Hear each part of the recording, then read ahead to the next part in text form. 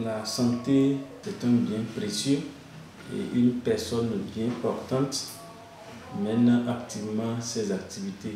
Lorsque le corps sent un certain nombre de difficultés, si on peut le dire ainsi, ce corps n'est plus en mesure de fournir d'éléments dont l'organisme a besoin. Pour cela, on dit que telle ou telle personne est malade.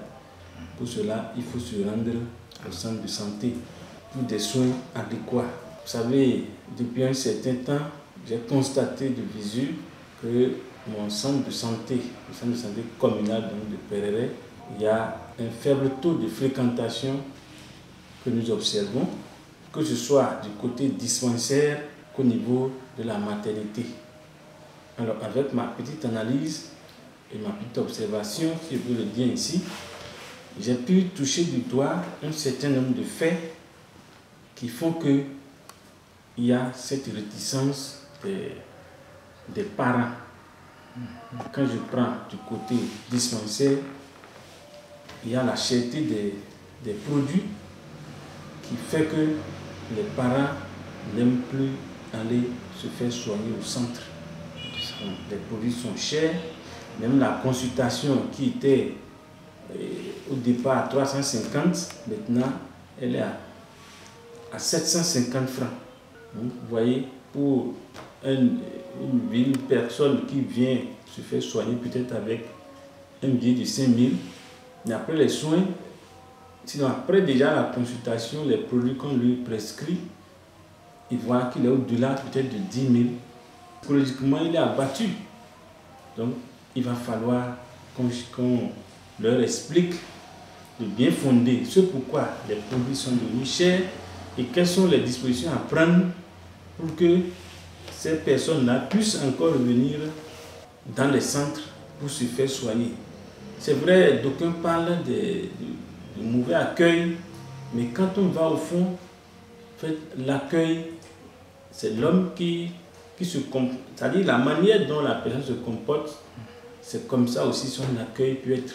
Je ne peux pas condamner directement les agents de santé, mais nous menons notre petite enquête pour mieux comprendre. Lorsque nous allons du côté de la maternité, ce côté-là, c'est là la vie même de l'individu. Puisque une femme en état, c'est un enfant qui est dans le ventre. Lorsque ces derniers ne sont pas en bonne santé, vous voyez, il y a une situation, un problème à résoudre là. Et nos agents de santé font le travail, mais il s'est fait que, après un certain nombre de séances que nous avons eues avec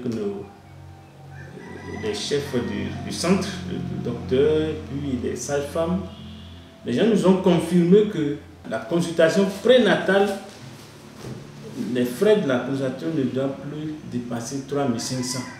Ces frais peuvent dépasser 3 500 à condition que la personne aille de l'autre côté c'est-à-dire pour l'échographie. Lorsque la femme enceinte veut se faire radiographier pour savoir peut-être l'état de santé de son bébé, l'état de santé d'elle-même, donc les frais peuvent aller au-delà de 3 500.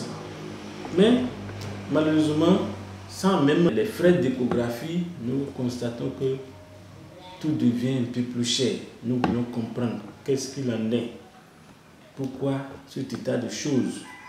Je vais aussi inviter mes parents à envoyer massivement nos soeurs, nos mamans pour la consultation prénatale, puisque la consultation permet à la femme et à son bébé d'être en bonne santé.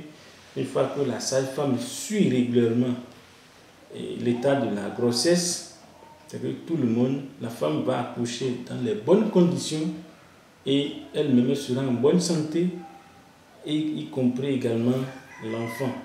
Et l'enfant qui naît au centre de santé, l'enfant bénéficie du même jour de la vaccination contre l'hépatite B. Donc, l'enfant qui naît après, c'est-à-dire après 24 heures, l'enfant, même si on lui fait cette vaccination, il n'est pas protégé. Et non seulement ça, l'enfant qui naît à l'hôpital bénéficie d'office de l'acte de naissance sécurisé aujourd'hui. Donc ceux qui naissent à domicile, c'est que ceux-là ne seront plus présentés comme des Béninois. Parce qu'aujourd'hui, l'enfant qui n'a pas d'acte de naissance est traité d'étranger.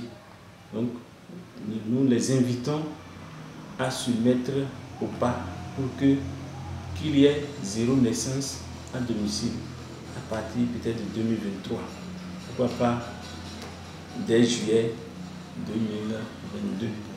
Nous autres, nous allons continuer la sensibilisation jusqu'à ce que nos parents comprennent la nécessité d'envoyer nos soeurs, nos femmes au centre de santé pour d'abord les soins généraux et ensuite les soins spécifiques qui sont ici la consultation prénatale. Et nous invitons également nos infirmiers, nos sages-femmes et autres à mieux accueillir nos femmes, à également réduire le rançonnement parce que nos soeurs en parlent, les parents en parlent, ils se plaignent quand nous faisons nos enquêtes. Le plus souvent, c'est que on se rend l'évidence que c'est une réalité. Il faudra que les gens cessent cette manière de se faire de l'argent.